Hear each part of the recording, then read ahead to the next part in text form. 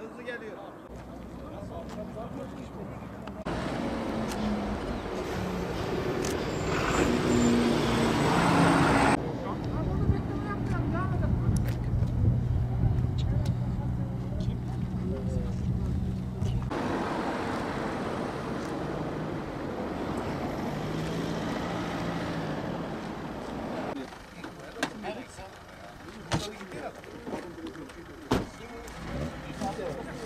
Serdar, eka buka bir ciddi mi?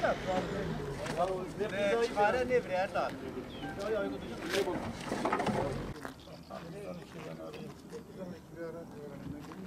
Nereye? Ben ölmedim. Alo, Allah.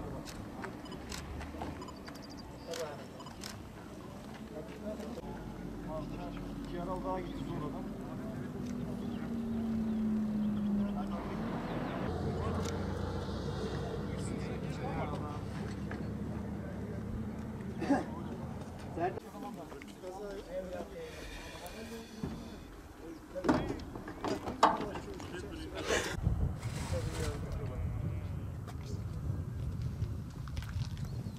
Dünya Hastanesi'ne, Bölge Hastanesi'ne mi?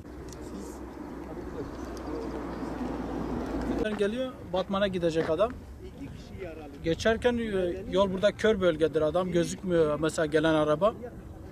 Gözükmeyince de araba yola geçiyor, diğeri de hemen vuruyor zaten ortasından araba. Var mıydı yaralı?